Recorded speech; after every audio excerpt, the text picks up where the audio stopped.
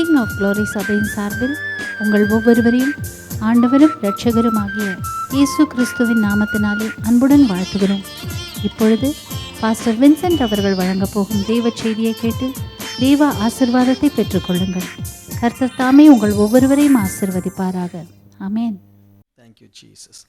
இந்த நாளிலே நான் உங்களோடு கூட பேச விரும்புகிற ஒரு தலைப்பு, குறைவை நிறைவாக்கும் தேவன். ஆமென். நல்லா சொல்லாதீங்க. பிரைஸ் எல்லாம். குறைவை நிறைவாக்கும் தேவன், குறைவை நிறைவாக்கும் தேவன். அப்படியே கண்களை மூடி ஜெபம் பண்ணுவோம். பரலோக பிதாவே, எங்களோடு நீர் பேசும். நீர் எங்களுக்கு வேணும் ராஜா. எங்கள் வாழ்க்கையில் எவ்வளவோ குறைவுகள் இருக்குது சுவாமி. இந்த இரவு அந்த குறைகளை நீர் மாற்றணும். நம்முடைய பிள்ளைகள் வாழ்க்கையில் எவ்வளவோ குறைவுகள் இருக்குது சுவாமி. எத்தனை இடத்தில் நாங்கள் குறைவாய் காணப்படுகிறோம். அப்பா, இந்த இரவு எங்கள் குறைகள் மாறணும். குறைவை சந்தித்து, குறைவை அனுபவித்து நாங்கள் அவமானப்படுவது, வேதனைப்படுவது, வாழ முடியாமல் தத்தளிப்பது போது சுவாமி. இன்றைக்கு குறைவை நீர் மாற்று. இயேசுவின் நாமத்தில் ஜெபிக்கிறேன் பிதாவே. ஒரு குடும்பத்தில் அப்பா அம்மா 4 பிள்ளைகள் இருக்கிறாங்க. அந்த அப்பா வீட்டுக்கு வரும் பொழுது நல்ல ஆகாரம் இல்லாவிட்டால் நல்ல தின்பண்டங்களை கொண்டு வருவார்னு சொல்லி பிள்ளைங்க வாஞ்சையாக இருக்கும். அந்த அப்பா ஒரு ஏழை அப்பா, ஒரு ஏழ்மையான ஒரு தகப்பனார். அவர் மனைவி, குழந்தைகள் எல்லாரும் அப்படியே ஏக்கத்தோடு தகப்பன் எப்பொழுது வருவார் என்று பார்க்குறாங்க. தகப்பன் வராரு. வந்தவர் சோர்ந்து போய் வந்து உட்காருகிறார்.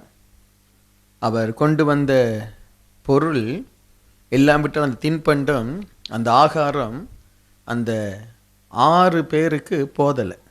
6 பேருக்கு என்ன செய்யலை? போதல். அவர் ஒரு 2 பேருக்குரிய ஆகாரத்தை தான் கொண்டு வரார். மற்ற அந்த 2 பேருடைய ஆகாரத்தை எத்தனை பேர் சாப்பிடணும்? 6 பேர் சாப்பிடணும். அது சந்தோஷமாக இருக்குமா அந்த வாழ்க்கை? சொல்லுங்க, சந்தோஷமாக இருக்குமா? அப்பா சம்பாதிச்சு கொண்டு வரணும். மாதம் முழுவதும் பிள்ளைகள், மனைவி சாப்பிடணும், சுகமாக இருக்கணும்னு சொல்லி அவர் சம்பாதித்து கொண்டு வராரு. அந்த சம்பளம் 15 நாளைக்கு தான் போகுது. என்ன, 15 நாளைக்கு தான் பத்துது. அந்த வாழ்க்கை நல்லா இருக்குமா? சந்தோஷமாக இருக்குமா? அந்த வாழ்க்கை குறைவான ஒரு வாழ்க்கை. என்ன, நிம்மதி இல்லாத ஒரு வாழ்க்கை, சந்தோஷம் இல்லாத ஒரு வாழ்க்கை. என்னுடைய இளமை பிராயம் அப்படி தான் இருந்தது. நான் வேறு யாரை பற்றியும் சொல்லலை, என்னை பற்றி தான் சொன்னேன், என் குடும்பத்தை பற்றி தான் சொன்னேன். அப்பாவுக்காக காத்திருப்போம். அப்பா நைட் வருவார். பத்தாது, 4 பிள்ளைகள், நான் தான் கடைசி. 4 பிள்ளைகள், அப்பா அம்மா. அவர்களுடைய வருமானம் போதலை. அப்பாவுடைய சம்பாத்தியம் 15 நாள் கூட தாண்டாது. கடன் கடன், பற்றாக்குறை பற்றாக்குறை, குறைவோடு தான் எங்களுடைய வாழ்க்கை இருந்தது. நான் ஹாஸ்டலில் படித்து கொண்டிருந்தேன் பெங்களூரில். என் கூட இருந்த எல்லாரும் பயங்கர பணக்காரனுங்க, எல்லாரும் பணக்காரனுங்க. அவங்களுக்கெல்லாம் மாதம் மணி ஆர்டர் நிறைய வரும், பணம் நிறைய வரும். நான் எங்கள் அப்பாகிட்ட சொன்னேன், எனக்கு 100 ரூபாய் அனுப்புங்க போதும், நான் அட்ஜஸ்ட் பண்ணிக்கிறேன். ஏன்னா 100 ரூபாய் எனக்கு அனுப்புங்க. அவங்க அந்த 100 ரூபாயே கஷ்டப்பட்டு அனுப்புவாங்க. அந்த 100 ரூபாயை வைத்து அதில் நான் செய்ய என்னுடைய படிப்புக்கான காரியம், மற்ற காரியங்கள் போக, அந்த 100 ரூபாவை அந்த மாதம் முழுவதும் நான் வைத்து பயன்படுத்தணும். சண்டே சர்ச்சுக்கு போக வர எனக்கு காசு இருக்கும், ஹோட்டலில் சாப்பிட காசு இருக்காது. ஆகவே என்ன செய்வேன், காலையில், அந்த நாட்களில் காலையில் நல்லா சாப்பிட மாட்டேன். சண்டே சர்வீஸ் முடிச்சுட்டு தான் சாப்பிடணும் ஒரு பிரதிஷ்டை. காலையில் அந்த ஹாஸ்டலில் சாப்பாடு இருக்கும், நல்ல சாப்பாடு. நான் படித்த ஹாஸ்டல் நல்ல ஹாஸ்டல், நல்ல ஒரு இன்டர்நேஷ்னல் லெவலுக்கு இருக்கும், நல்ல சாப்பாடு இருக்கும். அதனால் அந்த சாப்பிடாம போயிடுவேன். நான் தான் பிரதிஷ்டையில் இருக்கேன்னு சாப்பிடாம போயிடுவேன். அங்கே இருக்கக்கூடிய அந்த பாஸ்டர் 2 மணி 1 மணி நேரத்துலலாம் சர்ச்சு முடிக்க மாட்டார். 9:06 ஆரம்பித்தாருன்னா 1 மணிக்கு முடிப்பார், சில நேரத்தில் 2 மணிக்கு முடிப்பார். நான் 2 மணிக்கு நான் திரும்ப பஸ் எடுத்து என்னுடைய ஹாஸ்டலுக்கு வந்தால் அந்த லன்ச் ஹவர் முடிஞ்சிடும். லன்ச் ஹவர் முடிஞ்ச பிறகு உள்ளே நுழைய முடியாது கேன்டீனில். அப்பா அம்மா கிட்ட நம்ம சாப்பிடலையே என்ன, லன்ச் ஹவர் முடிஞ்சிடும். ஈவினிங் வரைக்கும் என்ன சொல்கிறது, ஒரு அவ்வளோ பசியில் அவ்வளோ காத்து கிடப்பேன். எப்போ அந்த ஈவினிங் திறக்கும். மனுஷனுடைய வாழ்க்கையில் குறைவு வந்தால் ரொம்ப கஷ்டம்னு. இன்றைக்கு நாம் அநேகர் அப்படி குறைவுகளுக்கு மத்தியிலே கடந்து போனவங்க தான் ஆசீர்வாதமாய் தேவன் மாற்றுகிறார். ஆமென். சில நேரத்தில் சிலர் சாப்பாட்டை வேஸ்ட் பண்ணும் பொழுது அவங்க அந்த குறைவை பார்க்கறதில்ல. குறைவை அனுபவிக்காததினாலே சாப்பாட்டை வேஸ்ட் பண்ணுறாங்க, எத்தனையோ காரியங்களை வேஸ்ட் பண்ணுறாங்க. ஆனால் இன்றைக்கு நம்முடைய சபையிலேயோ நம்முடைய வாழ்க்கையிலேயோ ஒருவேளை நம்முடைய டிவி நிகழ்ச்சியை பார்க்கிற ஆயிரக்கணக்கான ஜனங்கள் வாழ்க்கையிலிருந்து தேவன் குறைவை மாற்ற வேண்டும் என்கிற ஒரு பாரத்தோடு இந்த செய்தியை நான் கொண்டு வருகிறேன். ஆமென். குறைவு மாறணும். குறைவை அனுபவித்து நம்ம செத்து போகிறோம். பாதி வயதிலேயே செத்து போவாங்கன்னா குறைவு உள்ள ஜனங்கள். அவ்வளோ ஒரு கஷ்டம், சமாதானம் இல்லை, சந்தோஷம் இல்லை, நிம்மதி இல்லை. இன்றைக்கு ஆண்டவர் நம்முடைய குறைவை மாற்றணும். பிலிப்பியர் 4:19 வாசிப்போம். உங்கள் குறைவை எல்லாம் கிறிஸ்து இயேசுவுக்குள்ளாய் மகிமையிலே நிறைவாக்குவார். குறைவை ஆண்டவர் இந்த இடத்துல மகிமையிலே நிறைவாக்குவார் என்று சொல்லும் பொழுது ஆண்டவர் ஒருவேளை வருகையிலே அதை நிறைவாக்குவார். இல்லாவிட்டால் தேவனுடைய மகிமையினாலே நம்முடைய குறைவு என்ன செய்யும், நிறைவாக்கப்படலாம். Price the Lord. ஆண்டவர் கிறிஸ்து இயேசு நம்முடைய குறைவுகளை மகிமையிலே அவர் நிறைவாக்குவார். குறைவை அவர் நிறைவாக்குவார். இன்றைக்கு இந்த தலைப்பில் உங்களோடு நான் தேவ செய்தியை கொண்டு வருகிறேன். சங்கீதக்காரன் சொல்லுகிறான், சங்கீதம் 23:1, கர்த்தர் என் மேய்ப்பராய் இருக்கிறார், நான் என்ன செய்ய மாட்டேன், தாட்சி அடைய மாட்டேன். தாட்சின்னா நான் குறைவுபட மாட்டேன். ஆண்டவர் என்னுடைய தெய்வமாய் இருக்கிறார், ஆண்டவர் என்னுடைய மேய்ப்பராய் இருக்கிறார், ஆண்டவர் என்னை விசாரிக்கிறவராய் இருக்கிறார். ஆகவே நான் என்ன செய்ய மாட்டேன், தாட்சி அடைய மாட்டேன். இன்றைக்கு இந்த நம்பிக்கை நமக்கு வரணும். நாங்கள் குறைவான வாழ்க்கை, குறைவான ஒரு ஜீவியத்தில் நாங்கள் போன பொழுது ஆண்டவரை அதிகமாய் பிடித்து கொண்டோம், அப்பாவை அதிகமாய் பிடித்து கொண்டோம்.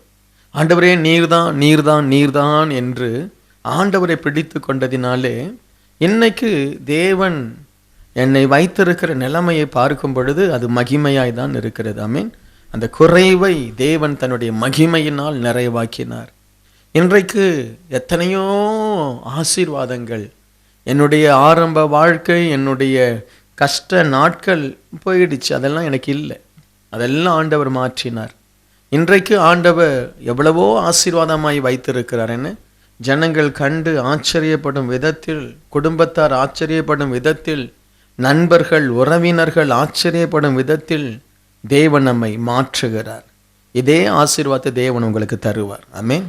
இதே நிலைமைக்கு நீங்கள் மாறுவீங்க. ஒருவேளை இன்னைக்கு நான் ஒரு குறைவில் தான் இருக்கிறேன், என் சம்பளம் ஒரு குறைவு.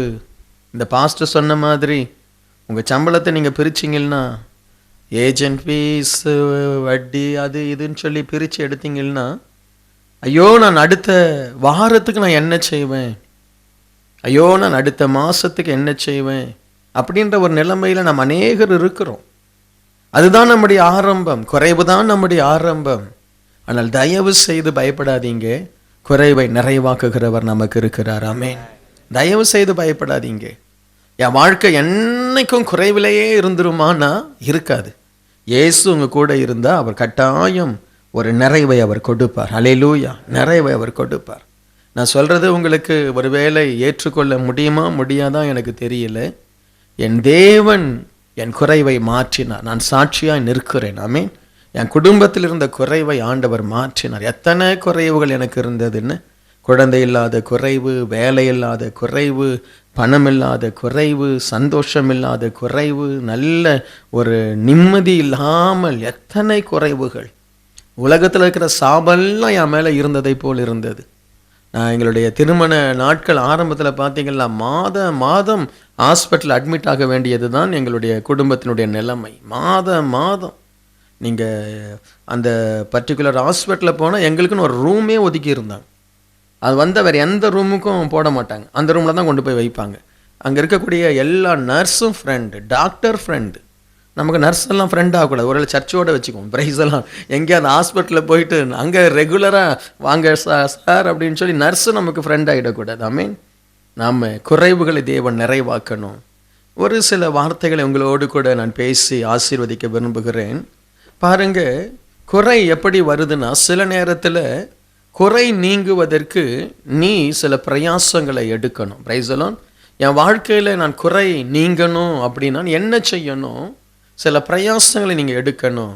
நீங்கள் லூக்கா 15வது அதிகாரம் அந்த வசனத்தை, அந்த அதிகாரத்தை நீங்கள் வாசிக்கும் பொழுது கெட்ட குமாரனை குறித்து நாம் அங்கே வாசிக்கிறோம்.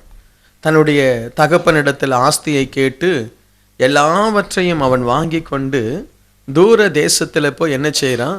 துன்மார்க்கமாய் தன்னுடைய வாழ்க்கையை அவன் தன்னுடைய பணத்தை அவன் செலவழிக்கிறான். லூக்கா 15 அவன் ஒரு நாளில் என்ன நடக்கிறது? அவனுக்கு அந்த தேசத்தில் கொடிய பஞ்சம் வருகிறதை நாம் பார்க்கிறோம். 14வது வசனம், தேசத்தில் கொடிய பஞ்சம். வாசிங்க லூக்கா 15:14. எல்லாவற்றையும் அவன் செலவழித்த பின்பு அந்த தேசத்திலே கொடிய பஞ்சம் உண்டாயிற்று. அப்பொழுது அவன் குறைவுபட தொடங்கினான். போதும், தேசத்தில் பஞ்சம் உண்டாயிற்று. இந்த பகுதி நமக்கு தெரியும். நல்ல ஆசீர்வாதமான குடும்பத்தில் இருந்த ஒரு இளைய குமாரன் தன்னுடைய பணத்தை, சொத்தை வாங்கி கொண்டு துன்மார்க்கமாய் அதை செலவழிக்கிறான். தேசத்திலே பஞ்சம் உண்டாயிற்று. பஞ்சம் வந்த உடனே மனுஷனுக்கு ஏற்படுகிற ஒரு பஞ்சத்தின் ஒரு மிகவும் கொடுமையான பகுதி என்ன தெரியுமா? பசி. ஆரம்பத்தில் நம்முடைய வாழ்க்கையில் பஞ்சம் வரும் பொழுது கொஞ்சம் மானம், மரியாதை இதெல்லாம் பார்ப்போம். என்ன கொஞ்சம் நம்முடைய ஸ்டேட்டஸ் எல்லாம் கொஞ்சம் கவனிப்போம். இன்னும் நாளுக்கு நாள் பஞ்சம் அதிகரிக்க நாம் என்ன செய்வோம்? வயிற்றுக்கு தான் முக்கியத்துவம் கொடுப்போம். பிரைஸ் எல்லாம் நம்ம ஆடை கிழிஞ்சு போயிருந்தாலும் நம்ம கவலைப்பட மாட்டோம். ஐயோ, ஒரு வேளை ஆகாரம் எனக்கு கிடைக்குமா என்கிற ஒரு நிலைமைக்கு பஞ்சம் தள்ளி கொண்டு போகும். 16வது வசனத்தில் நம்ம வாசிக்க கேட்போம். அப்பொழுது பன்றிகள் தின்கிற தவிட்டினாலே தன் வயிற்றை நிரப்ப ஆசையாயிருந்தான். ஒருவனும் அதை அவனுக்கு கொடுக்கவில்லை. பாருங்க, ஒருவனும் அதை அவனுக்கு கொடுக்கல. ஒரு மனுஷனுடைய வாழ்க்கையினுடைய குறைவின் உச்சக்கட்டம் என்ன தெரியுமா?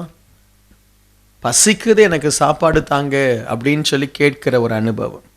பசிக்குது, எனக்கு பசிக்குது. ஏன்னா உனக்கு யாரும் கடன் தர மாட்டாங்க.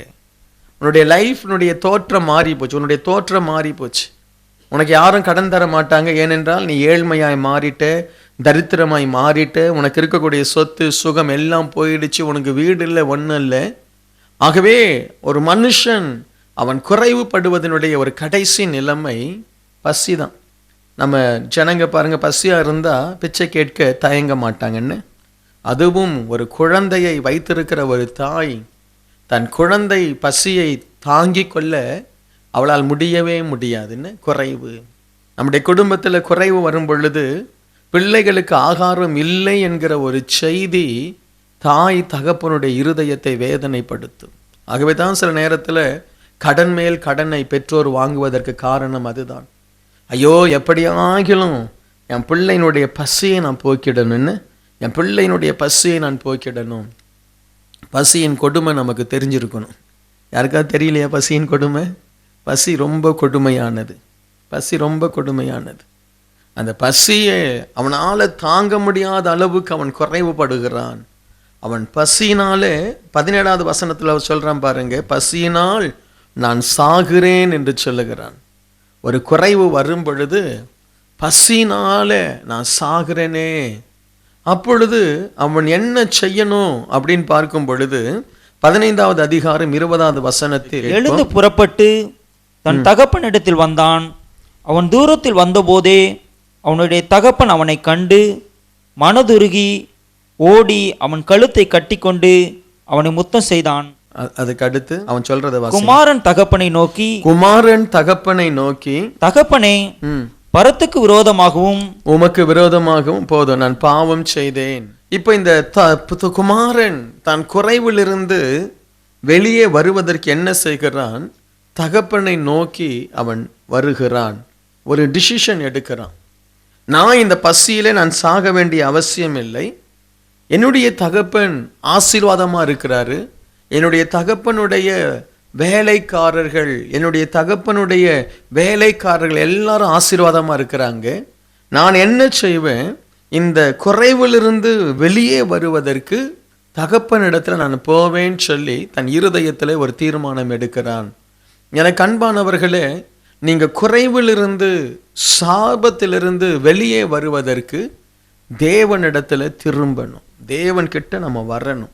சில நேரத்தில் நாம நம்முடைய சொந்த ஆசீர்வாதத்தை நாமளே அழித்திருப்போம், நாமளே நம்முடைய ஆசீர்வாதத்தை கெடுத்திருப்போம். நமக்கு ஆண்டவர் கொடுத்த ஐஸ்வர்யத்தை, ஆண்டவர் கொடுத்த ஆஸ்தியை, ஆண்டவர் கொடுத்த பணத்தை சிலர் பலவிதமான காரியங்களில் அதை போடுறாங்க. சில ஷேர் மார்க்கெட்டில் போடுறாங்க, பலவிதமான காரியத்தில் போட்டு தாங்களே தங்கள் ஆஸ்தியை அழிக்கிறார்கள். ஒரு மனுஷன் தன்னுடைய ஆஸ்தியை அழிக்கக்கூடாது. Price the Lord. இஸ்ரவேல் ஜனங்களுடைய ஒரு பெரிய ஒரு ஆசீர்வாதம் என்ன தெரியுமா? அவங்க அந்த சுதந்திரம் சொல்லுவாங்க, என் தகப்பனுடைய சுதந்திர வீதம், என் முற்பிதாக்களுடைய நிலம், அவங்க தாய் தகப்பனுடைய நிலம் இருக்குல்ல, அதை விற்கவே மாட்டாங்க. அவங்க விற்கவே மாட்டாங்க. இது என் தகப்பனுடைய சுதந்திரம், இதை நான் விற்கக்கூடாது, இது என்னுடைய மூதாதையர் மூலமாக எனக்கு வந்த சொத்து, இதை நான் விற்கக்கூடாது என்று அதிலே ரொம்ப உரிமையாக இருப்பாங்க. அப்படிப்பட்டவனை தான் நாபால் அந்த மனுஷனை அந்த ஆகாப் ராஜா கொன்று போடுகிறான். அவன் கேட்குறான், உன்னுடைய திராட்சை தோட்டத்தை எனக்கு கொடு, நான் பணம் கொடுக்குறேன், கீரை கொல்லியாய் நான் மாற்ற விரும்புகிறேன்னு சொல்லும் பொழுது அவன் சொல்கிறான், ஐயோ இது என்னுடைய தகப்பனுடைய சுதந்திரம், இந்த சொத்தை நான் நினைச்ச மாட்டேன், உனக்கு கொடுக்க மாட்டேன். எனக்கு அன்பானவர்களே, உங்கள் லைஃப்ல உங்களுடைய ஆஸ்தி அழிதான் பாருங்க, உங்களுடைய ஆஸ்தி குறைதான் பாருங்க, டக்குன்னு ஸ்டாப் பண்ணுங்க. நீங்க ஒரு பிஸ்னஸ் பண்ணலாம், அந்த பிஸ்னஸ் உன்னுடைய ஆஸ்தியை அழிக்கிறதா இருந்தால் அந்த பிஸ்னஸை உடனே ஸ்டாப் பண்ணுங்க, உடனே ஸ்டாப் பண்ணுங்க. இல்லாவிட்டால் உன்னை அது பசியில கொடுமையில கொண்டு போய் நிறுத்திடும். ஆகவே தேவ பிள்ளைகள் ஒரு பிஸ்னஸ் பண்ணும் பொழுது, இல்லாவிட்டால் ஒரு தொழிலை செய்யும் பொழுது, ஒரு பகுதியை வைத்துக்கொண்டு ஒரு பகுதியில் என்ன செய்யணும்? பிஸ்னஸ் பண்ணணும். வரட்டும், வந்தால் அதை இம்ப்ரூவ் பண்ணலாம், அப்படி இல்லைன்னா இதோடு போகட்டும், அப்படிதான் அந்த மைண்டோட தான் பிஸ்னஸ் பண்ணணும். Price the Lord. பாருங்க, இன்றைக்கு அநேகர் தங்களுடைய ஆஸ்தியை விற்று பிஸ்னஸ் செய்கிறவன் ஆசீர்வதிக்கப்பட்டவன் அல்ல. நீ உன்னுடைய சம்பாத்தியத்தில் ஒரு பகுதியை எடுத்து நீ என்ன செய்யணும்? பிஸ்னஸ் பண்ணணும். ஒரு மனுஷனுடைய ஆஸ்தியை, ஒரு மனுஷனுடைய சொத்தை, இன்னும் நான் சொல்ல போனா உங்களுடைய நகைகளை விற்று பிஸ்னஸ் பண்ணக்கூடாது, அது உங்களுக்கு குறைவை கொண்டு வரும். இவன் தன்னுடைய பணத்தை, தன்னுடைய ஆஸ்தியை துன்மார்க்கமாய் செலவழிக்கிறான். நீங்க பாருங்க, நம்ம ரொம்ப ஜாக்கிரதையா இருக்கணும். நம்ம ஞானமற்று நடந்தால் குறைவுக்குள்ளாய் நம்ம போய்விடுவோம். இன்றைக்கு நல்ல ஆசீர்வாதமா நல்ல வேலையில மாசம் நல்லா சம்பாதிச்சு கொண்டிருப்பான், நல்ல சம்பாத்தியத்தில் இருக்கிற அவன் திடீரென்று அவனுக்குள்ளாய் ஒரு ஆசைகள், பண ஆசை வரும். நான் அப்படி சம்பாதிக்கணும், இப்படி சம்பாதிக்கணும், வீட்டை விற்று பிஸ்னஸை போடுவான், வீடும் போகும், பிஸ்னஸும் போகும், நடுத்தருவில் வருவான். இன்றைக்கு அப்படிப்பட்ட ஒரு தவற்றை நீங்கள் யாரும் செய்யக்கூடாது. Praise the Lord. அல்லேலூயா.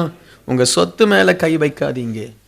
உங்க சொத்தை விற்று ஒரு பிஸ்னஸ் தயவு செய்து செய்யாதீங்க. சொத்தை அடமானம் வைத்து ஒரு பிஸ்னஸ் தயவு செய்து செய்யாதீங்க. ஆண்டவர் குறைவுகளிலிருந்து நாமே போய் குறைவில் போய் விழுந்துடக்கூடாது. ஆனால் இந்த மனுஷன் தனக்கு குறைவு வந்தது, இப்போ ஆண்டவருடைய பாதத்தில் அவன் ஓடி வருகிறான், தகப்பனிடத்தில் வருகிறான். ஒருவேளை இந்த இரவு நீ எதையோ இழந்து போய் குறைவுபட்டு இருக்கிறாயா? உன் குடும்பத்தில் உள்ள ஆசீர்வாதத்தை இழந்து போய் குறைவுபட்டு இருக்கிறாயா? அந்த தகப்பனுக்கும் ஒரு குறைவு இருந்தது. தகப்பன் 2 குமாரனை பெற்றெடுத்தான், 1 குமாரனை இழந்து போனான். என்ன? 2 குமாரன் தன்னுடைய பிள்ளைகள் 2 ஒலிவ மரங்கள் என்று அவன் ஆசையாக இருந்தான். ஒரு மகன் தவறி அவன் அசுத்தத்திற்கு, சாபத்திற்கு போகும்போது தகப்பனும் குறைவுபடுகிறான். ஆகவேதான் தகப்பன் தன் பிள்ளை எப்பொழுது வருவான் என்று கண் கலங்கினவனாய் அவன் நிற்கிறான். அந்த பிள்ளை வரும் பொழுது ஓடி போய் அணைத்துக் கொள்கிறான். அவன் குறைவுபட்டவன். இந்த இடத்துல தகப்பனும் குறைவுபட்டவன், அதை நம்ம மறந்துடக்கூடாது. ஆமென். அந்த தகப்பனும் குறைவுபட்டவன், 2 பிள்ளையை பெற்றெடுத்து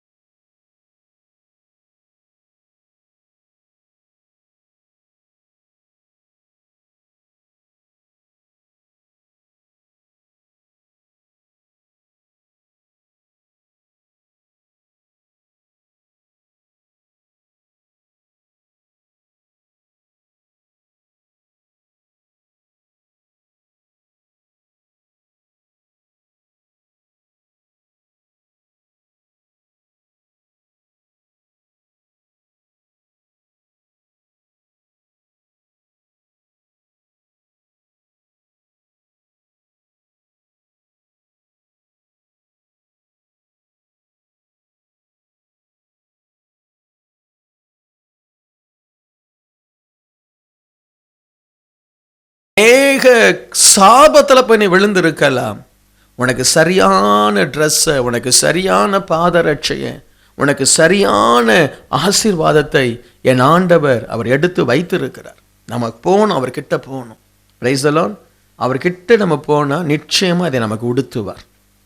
இன்னைக்கு சொல்கிறேன், இயேசுவை நம்பி அவர்கிட்ட வந்துருங்க, அவர் உங்கள் குறைவை மாற்றுவார். ஆமென். ஆண்டவரை ஏமாற்ற முடியாது. ஆண்டவரை உதட்டினாலே துதிக்கிறவர்களுக்கும் ஆண்டவரை இருதயத்தினாலே தேடுகிறவர்களுக்கும் ஆண்டவருக்கு தெரியும். பாஸ்டர் நீ ஏமாத்தலாம், பாஸ்டர் முன்னாடி நீ பரிசுத்த மனுஷனை போல காணப்படலாம், உன் நண்பனை ஏமாற்றலாம், புருஷனை ஏமாற்றலாம், என்ன, ஆனால் தேவனை ஏமாற்ற முடியாதே. அவர் தான் இருதயத்தை பார்க்கிறாரே. ஆண்டவர்கிட்ட இன்னைக்கு நெருங்கி போங்க, உங்கள் குறைவை அவர் மாற்றுவார். உனக்காக ஒரு ஆடை, நீ ஆடையை இழந்து போனாயா, ஒரு வேலையை இழந்து போனாயா, ஒரு சந்தோஷத்தை இழந்து போனாயா, உனக்காக அவர் ரெடியாக வச்சிருக்கிறார். என் கிட்டவா, நான் என்ன செய்வேன், உனக்கு இதை திரும்ப நான் உனக்கு உடுத்துவேன். இந்த இரவு நம்ம ஆண்டவர்கிட்ட அப்படிதான் கதறி அழுது ஜெபிக்கலாம். ஆண்டவரே, நான் குறைவுபட்டவனா இந்த ஆலயத்தில் வந்திருக்கிறேன். எப்படி அந்த தகப்பன் அந்த தன் மகனுக்காக காத்திருந்தான், அது மாதிரி தான் அந்த கிங் ஆஃப் க்ளோரி ஒவ்வொரு தேவ பிள்ளைக்காய் காத்திருக்கிறது. ஆமென். ஒவ்வொரு தேவ பிள்ளைக்காய் காத்திருக்கிறது. உனக்காக செபிக்க, உனக்காக கதற, உனக்காக ஆண்டவருடைய சன்னிதானத்தில் ஆசீர்வாதத்தை வாங்கி கொடுக்க ஒரு தகப்பனாய் தான் நாங்கள் நிற்கிறோம். என்ன, நீ திரும்ப அந்த ஆடையை நீ போடணும், அந்த ரட்சிப்பின் ஆடை, அந்த பரிசுத்த ஆடை, அந்த ஜெப ஆடை, அந்த உண்மை, அந்த உண்மையான அந்த ஜீவியம் உனக்கு வரணும். இன்றைக்கு ஆண்டர்கிட்ட அதுதான் நம்ம முதல் காரியம். நான் திரும்பி என் ஆண்டவரிடத்தில் நான் வருவேன். Praise the Lord. ஹல்லேலூயா. அப்படிப்பட்டவர்களை ஆண்டவர் அந்த குறைவிலிருந்து வெளியே கொண்டு வருவார். அவனுடைய தோற்றம் மாறியது. கொஞ்ச நேரத்துக்கு முன்னாடி பிச்சைக்காரன், கொஞ்ச நேரத்துக்கு முன்னாடி பசியில் சாகிறவன், ஒரு 1 ஹவரில் அவனுடைய தோற்றம் மாறி போனது. 1 ஹவரில் அந்த தகப்பனுடைய வியாகுலம் 1 ஹவரில் மாறிடுச்சு. அதே போல் ஆண்டவர் ஒரு சில மாதத்தில், ஒரு சில நாளில், ஒருவேளை இந்த இரவே உன்னுடைய தோற்றத்தை ஆண்டவர் மாற்றிடுவார். ஆமென். இந்த இரவே மாற்றிடுவார். ஆண்டவரால் முடியாதது ஒன்றுமே இல்லை. ஆமென். ஒன்றுமே இல்லை. நீ என்ன குறைவோடு கூட வந்திருக்கலாம். அவர் உன்னை பார்த்து ஜட்ஜ் பண்ணுறவர் அல்ல. ஆண்டவர், நீ இப்படி வாழ்ந்த, நீ பாவி, இப்படி இருந்த, உன்னை நான் சிலுவையில் அறையிறேன், நீ இப்படி இருந்த, நீ ஒரு 5 வருஷத்துக்கு உனக்கு ராகு காலம், உனக்கு 5 வருஷத்துக்கு யமகண்டம், உனக்கு 5 வருஷத்துக்கு சனி அப்படின்னு சொல்லி ஆண்டவர் உன்னை பட்சிக்கிறவர் அல்ல. அவர் உன்னை மாற்றுகிறவர். ஆமென். ஆண்டவர் உன்னை மாற்றுகிறவர். மகனே, கஷ்டப்பட்டுட்டியா, பசியோடு வந்துட்டியா, மகனே தாகமா இருக்கியா, இன்னைக்கு நான் உனக்கு உதவி செய்கிறேன்னு சொல்லி அவர் உனக்கு உதவி செய்யும்படி தன்னுடைய இரத்தத்தையே உனக்கு ஒரு ஆடையாய், உனக்கு ஒரு ரட்சிப்பாய் அவர் கொடுத்திருக்கிறார். அல்லேலூயா. இன்றைக்கு ஆண்டவர் உங்கள் குறைவு, உங்கள் ஆவிக்குரிய வாழ்க்கை, உலக பிரகாரமான வாழ்க்கையில் இருக்கிற குறைவு இன்றைக்கு ஆண்டவர் மாற்றுவார். ஆமென். அடுத்து பாருங்க, யாத்ராகமம் 15வது அதிகாரம் 23வது வசனம். அவர்கள் மாராவிலே வந்தபோது மாராவின் தண்ணீர் கசப்பாய் இருந்ததினால் அதை குடிக்க அவர்களுக்கு கூடாதிருந்தது. அதனால் அவ்விடத்துக்கு மாரா என்று பெயரிட. இஸ்ரவேல் ஜனங்கள் ஒரு பயணம் செய்து கொண்டு வருகிறார்கள். கானானுக்கு போகணும். இடையில ஒரு இடத்துல வரும்பொழுது தண்ணீர் தாகம் அவர்களுக்கு வருகிறது. தண்ணீர் இருக்கிறது, தண்ணீர் தாகமா இருக்கிறாங்க. ஆனால் தண்ணியை குடிக்க முடியல, அதை அனுபவிக்க முடியல. ஏனென்றால் அந்த தண்ணீர் கசப்பாய் இருந்தது, ஏதோ ஒரு சாபம் அதில் இருந்தது. அப்பொழுது மோசேயின் இடத்தில் அவர்கள் போகும் பொழுது மோசே அவர்களுக்காக தேவனை நோக்கி கூப்பிட்டான். மோசே தேவனை நோக்கி கூப்பிடுறான், ஆண்டவரே, இவ்வளவு பெரிய ஜனங்களை நான் கூட்டி கொண்டு போறேனே, ஆண்டவரே, குடிக்க தண்ணீர் இல்லாவிட்டால் இந்த ஜனங்களை எப்படி நான் நடத்துவேன் என்று அவன் தத்தளிக்கும் பொழுது ஆண்டவர் சொல்றார், மரத்தை ஆண்டவர் மோசேக்கு காண்பிக்கின்றார். ஆமென். ஒரு மரத்தை ஆண்டவர் காண்பிக்கின்றார். அந்த மரத்தை மோசே வெட்டி அந்த தண்ணீரிலே போட்ட பொழுது அந்த தண்ணீர் மதுரமாய் மாறியதாம். ஆமென். நம்முடைய லைஃப்ல நம்ம போய் கொண்டிருக்கிற நம்முடைய லைஃப்ல பற்றாக்குறை வரும். ஆமென். பற்றாக்குறை வரும். நம்ம ஜீவியத்தில் நம்முடைய லைஃப், நம்முடைய பாதையில பற்றாக்குறை வரும். அதற்காக ஆண்டவரை முறுமுறுக்க கூடாது. ஆண்டவரை நோக்கி பார்த்து ஆண்டவருடைய சமூகத்தில் ஜெபிக்கணும். இந்த இடத்துல ஆண்டவர் அந்த மரத்தை அந்த தண்ணீரிலே போட சொல்லுகிறார். அங்கு காண்பிக்கப்பட்ட மரம் இயேசு கிறிஸ்துன்னா, இயேசு கிறிஸ்து தான் அந்த மரம். காட்டு மரங்களிலே அவர் கிச்சலி. அந்த மரத்தை போட்டால் தான் ஒரு மனுஷனுடைய கசப்பு மாறும். ஆமென். ஒரு மனிதனுடைய கசப்பு மாறும். அப்போ ஆண்டவர் நம்முடைய கசப்பான சூழ்நிலையிலையும் ஆண்டவரை தான் நம்ம சார்ந்து நிற்கும் பொழுது நம்முடைய குறைவு மாறும். ஆகவே தான் ஒரு தேவ பிள்ளை உங்கள் லைஃப்பில் பிரச்சனை வரும் பொழுது, போராட்டம் வரும் பொழுது தேவனை முறுமுறுக்கிறதுல பிரயோஜனம் இல்லை. நம்ம போகிற இடத்துல தண்ணி இல்லை, தண்ணி இருக்கிற தண்ணி குடிக்க முடியல, என்னையா பண்ணுவது? ஜெபம் பண்ணு. பிரைஸ் எல்லாம் குறைவை நீக்க, அதுதான் வழி, வேற வழி இல்லை. ஆண்டவர்கிட்ட முகத்தை திருப்பதுனால ஒரு அற்புதம் நடக்க போறதில்லை. ஆண்டவர் எனக்கு ஏன் இப்படி செய்யலைன்னு சொல்லி விவாதம் பண்றதுனால ஒரு அற்புதம் நடக்க போறதில்லை. இன்னைக்கு கூட ஒரு செய்தியை நான் வாசித்தேன். பில்லி கிரஹாமும் அவருடைய நண்பர் ஒருவரும் ஆரம்ப நாட்களில் ஊழியம் செய்தார்களாம். அந்த நண்பன் பில்லி கிரஹாமை விட ரொம்ப அதிகமாய் ஆண்டவருக்காக வைராக்கியமாய் ஊழியம் செய்தவர். அவர்தான் பெரிய ஊழியக்காரராய் வருவார் என்று அவருடைய நண்பர்கள் எல்லாம் சொல்லி கொண்டார்களாம். ஆனால் ஒரு முறை ஆப்பிரிக்க தேசத்தில் தண்ணீர் பஞ்சத்தினாலே குழந்தைகள் சாகிறதை இந்த மனுஷன் பார்த்தார். அவருடைய நியூஸ் பேப்பரில் பார்த்தார். உடனே அவருக்கு ஒரே கோபம் ஆண்டவர் மேலே. பஞ்சத்தில் குழந்தைகள் சாகிறது, மெய்யான ஒரு தெய்வம் இருந்தால் இந்த குழந்தைகளை காப்பாற்ற மாட்டாரா அப்படின்னு சொல்லி தேவையில்லாமல் ஆண்டவர் மேல் முறுமுறுத்தார். தெய்வம் இல்லை என்று சொல்லுகிற மனுஷனாய் மாறினார். அவருடைய வாழ்க்கை அதோடு முடிந்தது. ஆனால் பில்லி கிரஹாம் பாருங்க, அவருக்கும் எத்தனையோ பிரச்சனை வந்திருக்கும். ஆனால் ஆண்டவரை உண்மையாய் தேடினார், ஆண்டவரை சார்ந்து கொண்டார். அந்த மரமாம் இயேசு தண்ணீரிலே கலந்ததை போல இயேசுவோடு கலந்தார். இன்றைக்கு பிரசிடென்ட் ஹானர் பண்ற ஒரு ஊழியக்காரன், எத்தனையோ பிரசிடென்ட்ஸ் ஹானர் பண்ற ஒரு ஊழியக்காரன் டாக்டர் பில்லி கிரஹாம்னு. ஸோ அப்போ ஆண்டவர் சொல்றார் பாருங்க, உன்னுடைய லைஃப்ல கசப்பான நிலைமை வரும் பொழுது, குறைவுகள் வரும் பொழுது, ஜபத்தையோ தெய்வத்தையோ விட்டு ஓடினால் குறைவு மாற போறதில்லை. இயேசு விட்டு ஓடினால் குறைவு மாற போறதில்லை. இயேசுவை விட்டு ஓடி ஒரு மனுஷனுடைய குறைவு மாறினதாய் சரித்திரம் இல்லை. நீ அந்த ஆண்டவரோடு கூட இணைந்து கொள்ளாமேன். ஆண்டவரே, என் வாழ்க்கை கசப்பா இருக்கு, நீங்க வாங்கன்னு அவரை கூப்பிடுங்க. என் வாழ்க்கை குறைவா இருக்கு, வேலை இருக்குதான், ஆனா வேலை ஆசீர்வாதமா இல்லை, வேலையில கசப்பு, வேலையில பிரச்சனை, குடும்பம் இருக்கிறது தான், குடும்பத்துல சந்தோஷம் இல்லை, கணவன் ஒரு கசப்பா இருக்கிறார், மனைவி கசப்பா இருக்கிறாங்க, பெற்றோருக்கும் பிள்ளைகளுக்கும் கசப்பான உணர்வுகள். ஆனால் அந்த குடும்பத்தின் மத்தியில யாரோ ஒருவர் அந்த குடும்பத்தில், ஆண்டவரே என் குடும்பத்தில் நீர் வாரும் என்று கதறக்கூடிய ஒரு நபர் ஒரு குடும்பத்தில் இருந்தால், அந்த குடும்பத்தில் அந்த மரம் தண்ணீரில் விழுந்ததை போல இயேசு அந்த குடும்பத்தில் வந்து அந்த குடும்பத்தினுடைய கசப்பை, குறைவை ஆண்டவர் மாற்றுவார். ஆமென். ஒரு நபர் வேணும் வீட்டுக்காக ஜெபம் பண்ண, ஒரு நபர் வேணும். ஐயோ புருஷன் சரியில்லை என்று அந்த புருஷனை சாடி, அந்த புருஷனை அவமானப்படுத்தி, அந்த புருஷனை பற்றி சொல்லுவதில்லை, ஒரு பிரயோஜனம் இல்லை. ஒருத்தர் அப்படிதான் சொன்னார் பாருங்க, புருஷன் சரியில்லை தான், மனைவி ரொம்ப பக்தியான ஒரு மனைவி தான். ஆனால் இந்த மனைவி என்ன செய்துட்டாங்க, போகிற சர்ச்சிலெல்லாம் என் புருஷனுக்காக ஜெபம் பண்ணுங்க அவன் சரியில்லை, என் புருஷனுக்காக ஜெபம் பண்ணுங்க அவன் சரியில்லை. குடியிருக்கிற வீடு இல்லை, அந்த தெருவெல்லாம் என் புருஷன் சரியில்லை, என் புருஷனுக்காக ஜெபம் பண்ணுங்க. அந்த புருஷனை பார்த்து பாஸ்டர் கேட்டாரான், ஏயா நீ சர்ச்சுக்கு வர்றதில்ல? பாஸ்டர், சர்ச்சுக்கு வரவே வெக்கமாக இருக்குது, வரணும்னு ஆசை.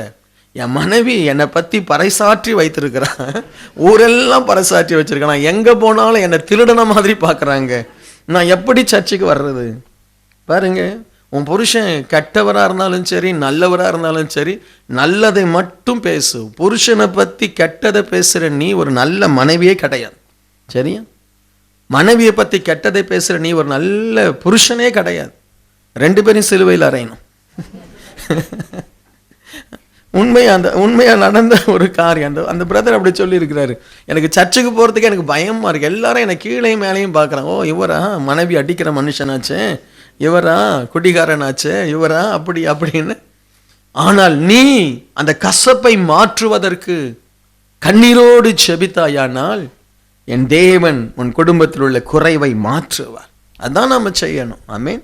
குறைவை மாற்ற அதுதான் செய்யணும். மாமியார் சரியில்லைன்னா முழங்கால் படியிடு, மாமியாருக்காக ஜெபம் பண்ணு, ஆண்டவரே என் மாமியாரை மாற்றும் என்று ஜெபம் பண்ணு, பணிவிடை செய்.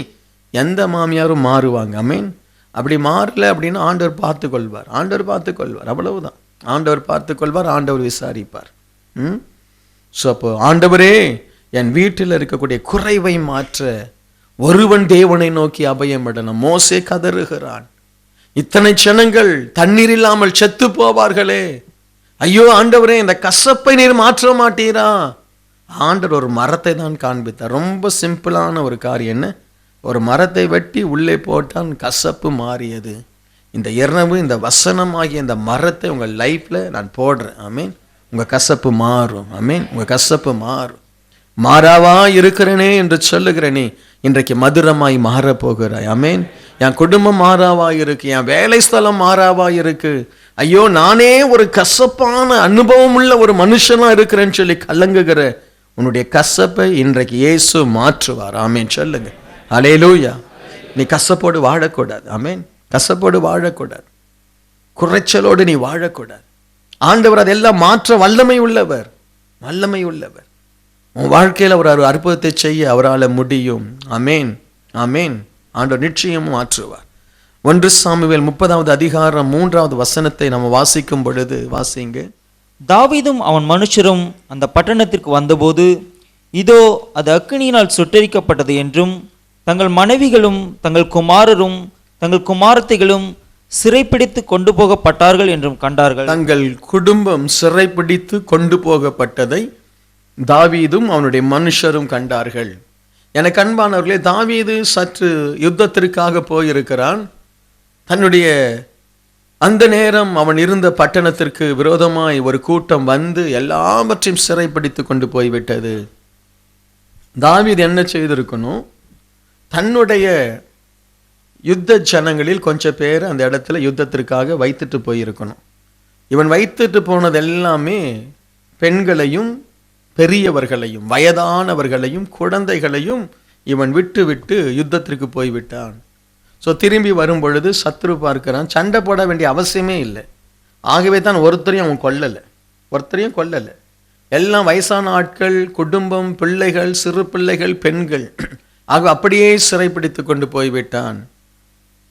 சிறைப்பிடித்து கொண்டு போன பொழுது தாவீது என்ன செய்கிறான்? 30வது அதிகாரம் 4வது வசனம்.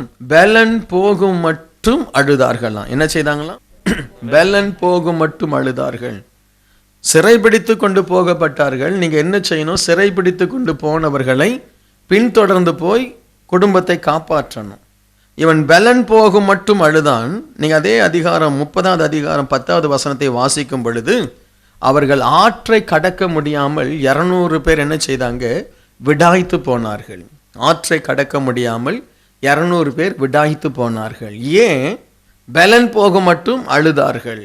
எனக்கு அன்பானவர்களே, பிரச்சனை நேரத்தில் அழணும்னு அவசியம் இல்லை, ஜெபம் பண்ணணும், ஜெபத்தில் கண்ணீர் வடிக்கணும்.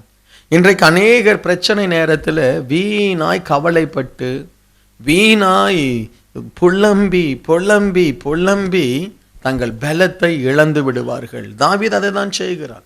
அதை அவன் செய்திருக்க வேண்டிய அவசியம் அல்ல. அவன் தன் பலன் போகும் மட்டும் அழுததினாலே தேவன் எதுவும் செய்யலை. அவன் கர்த்தருக்குள் தன்னை திடப்படுத்தி கொண்டதினால்தான் தேவன் அவனுக்கு வாக்கு கொடுக்கிறார். ஆமென். நீங்கள் அந்த அதிகாரத்தை நல்லா வாசித்தீங்கன்னா, அவன் பலன் போகும் மட்டும் அழுகுறான், ஜனங்கள் எல்லாம் கல்லெடுத்து கொள்கிறார்கள் தாவீதை கொல்லுவதற்கு.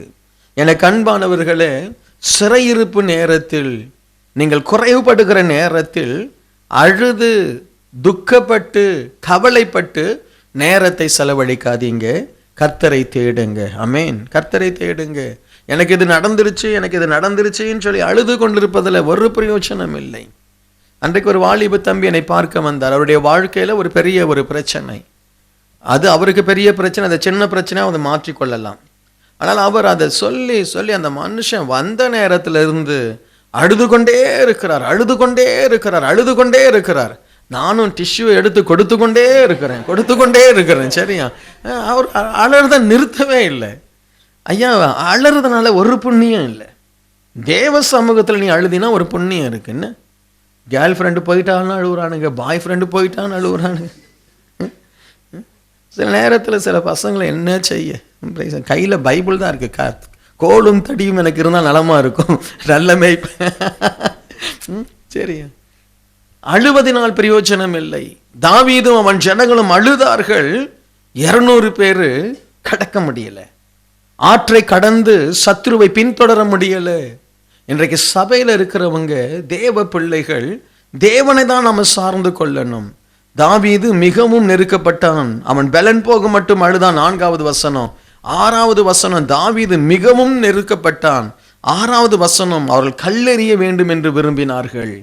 அப்போதான் தாவீதுக்கு புத்தி வருது, அழுத பிரயோஜனம் இல்லை, அழுது நம்ம பலத்தை வேஸ்ட் பண்றதுல பிரயோஜனம் இல்லை என்று அந்த 30வது அதிகாரம் 6வது வசனத்தின் கடைசி பகுதி. தாவீது தன் தேவனாகிய கர்த்தருக்குள்ளே தன்னை திடப்படுத்தி கொண்டான். தாவீது தன் தேவனாகிய கர்த்தருக்குள்ளே தன்னை திடப்படுத்தி கொண்டான். சிறையிருப்பு குறைவை கொண்டு வரும். எல்லாம் போயிடுச்சு, மனைவி, குழந்தைகள், அவருடைய ஆடு மாடுகள், சொத்து எல்லாம் போய்விட்டது. இன்றைக்கு பிசாசு உன்னை சிறைப்பிடித்திருக்கிறானா?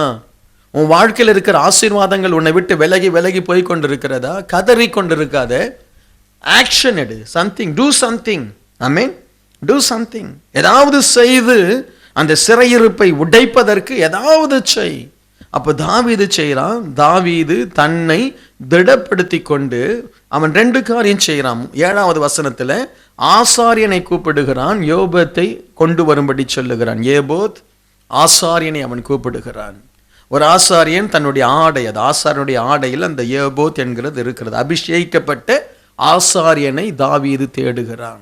எனக்கு அன்பானவர்களே, உங்கள் லைஃப்பில் சிறையிருப்பு வந்தால், உங்கள் லைஃப்பில் போராட்டம் வந்தால், அதிலிருந்து வெளியே வருவதற்கு அழுது கொண்டிருக்கிற பிரயோஜனம் இல்லை. உன்னை தேவனுக்குள் பலப்படுத்தி ஊழியக்காரனை தேடு, இல்லாவிட்டால் தேவனை தேடு. ஆமென். தேவனை தேடு. இன்னைக்கு அநேகர், இன்னைக்கு ஒரு முறை ஒரு குடும்பம் என்னை பார்க்க வந்தது. அந்த குடும்பத்தில் வேலை இல்லை, புருஷனுக்கு வேலை இல்லை. அவர் மனைவி இங்கே வேலை செய்து கொண்டிருந்தாங்க, அவருக்கு வேலை இல்லை. போயிட்டு வந்துட்டு இருப்பார். இந்தியாவில் 1 மாதம் இருப்பார், போவார், திரும்ப இங்கே வருவார், அதுக்கப்புறம் விசா கிடைக்காது, போவார் வருவார். ஸோ அந்த மகள் ஒரு முறை என்னை பார்த்து சொன்னாங்க, நான் அப்போ தான் நம்ம சர்ச்சுக்கு வந்து கொண்டிருக்கேன். நான் கேட்டேன், என்னம்மா பிரதருக்கு வேலை கிடைச்சிருச்சா?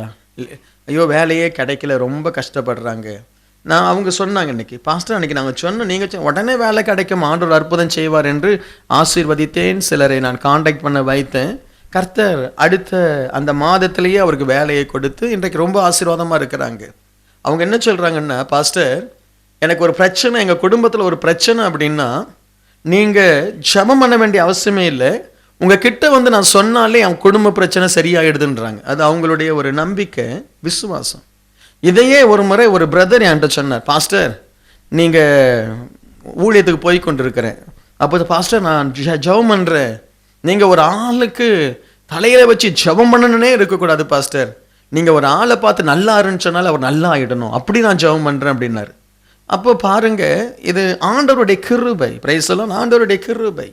ஒரு மனுஷனை நாம ஆசீர்வதிக்க ஒரு ஊழியக்காரனுடைய உள்ளத்துல ஆண்டவர் ஒரு கிருபையை வைக்கிறார்.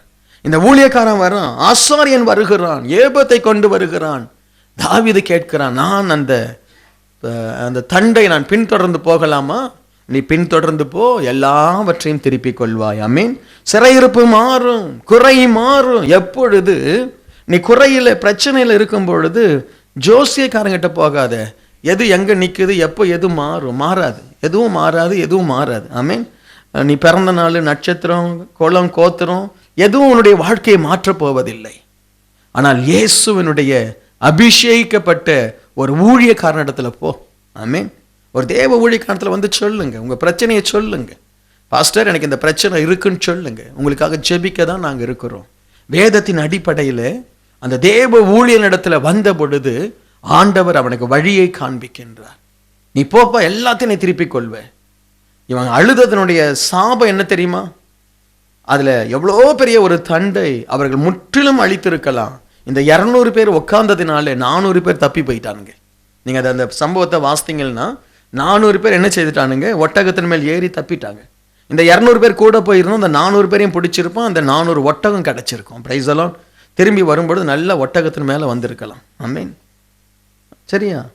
உங்க பிரச்சனை நேரத்துல கன்னத்தில் கை வைத்து தலையிலே அடித்து கொண்டு சுவற்றை மோதி தலையை உடைத்து 4 நாள் எம்சி எடுத்து விழுந்து கிடப்பதை பார்க்கிலும் தெய்வமே என்று ஒரு தேவனை நோக்கி கூப்பிடணும். இல்லாவிட்டால் ஊழியக்காரனிடத்துல வந்து சொல்லணும், எனக்கு இந்த பிரச்சனை ஐயா, ஒரு சிறையிருப்புல மாட்டிட்டேன், ஒரு கடன் கொடுத்த வந்து கழுத்தை பிடிக்கிறான், என்ன செய்யறது? ஆண்டவரே உதவி செய்யும்னா ஆண்டவர் வழியை திறப்பார். பிரைஸ் எல்லாம். ஏதாவது ஒன்று நடக்கும். தேவனை தேடி வரணும். அதுதான் அந்த ஆசாரியன் அவனுடைய அந்த ஏபத்தை தேடி தாவீது வருகிறான், கூப்பிடுகிறான், ஆசாரியனை கூப்பிடு. இன்றைக்கு உன் சிறையிருப்பு மாறுவதற்கு அதுதான் வழி. உன் குறைவு மாறு, அதுதான் வழி. நீங்க எதற்கு இந்த ஆலயத்துக்கு ஓடி வரீங்க? இங்க ஒரு அபிஷேகிக்கப்பட்ட ஒரு ஊழியக்கார குடும்பம் இங்க இருக்கு. ஆமென். ஆகவே தான் ஜனங்களுக்கு அற்புதம் நடக்குது, விடுதலை ஆகுது. இன்னைக்கு காலையில கூட ஒரு சகோதரி 5 வருஷமா குழந்தை இல்லை, இந்த ஆலயத்தில் வந்தேன், கர்த்தர் எனக்கு குழந்தை பாக்கியத்தை கொடுத்தார் என்று சாட்சி சொன்னாங்க. என்னிடத்தில் பேசி கொண்டாங்க. பாருங்க, அற்புதம் நடக்குது. ஆமென். ஆண்டவர் அற்புதம் செய்கிறார். அடுத்து அந்த தாவீது போய் எல்லாவற்றையும் திருப்பிக் கொள்கிறான். ஒரு வீட்டில் பயங்கர குறைவு, பஞ்சகாலம். எலியா போய் நிற்கிறான்.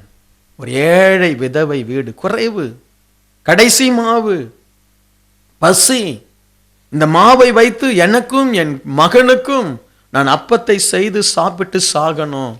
அவர் சொல்றாரு, அதிலே முதலாவது ஒரு ஊழியக்காரனுக்கு கொடு, எனக்கு முதலாவது கொண்டு வா. அதான் நான் காலையிலேயும் சொன்னேன், ஒரு ஊழியக்காரன் உங்களுக்கு உங்க கிட்ட இருந்து வாங்குறதுக்காக நாங்க இல்லை, உங்களுக்கு கொடுக்க தான் நாங்க இருக்கிறோம். பிரைஸ் எல்லாம். அவள் முதல் அப்பத்தை கொடுத்தால் அதற்கு பிறகு பஞ்ச காலம் முடிகிற வரைக்கும் அவ வீட்டில் அப்பம் குறைவு ஏற்படவே இல்லைன்னு எல்லாரும் சாப்பிட்டாங்க, திருப்தியாய் சாப்பிட்டாங்க. எலியாவுக்கும் சாப்பாடு கிடைத்தது. ஒரு ஊழியக்காரனை ஆண்டவர் ஏன் தெரியுமா வைக்கிறாரு? உங்களை ஆசீர்வதிப்பதற்கு.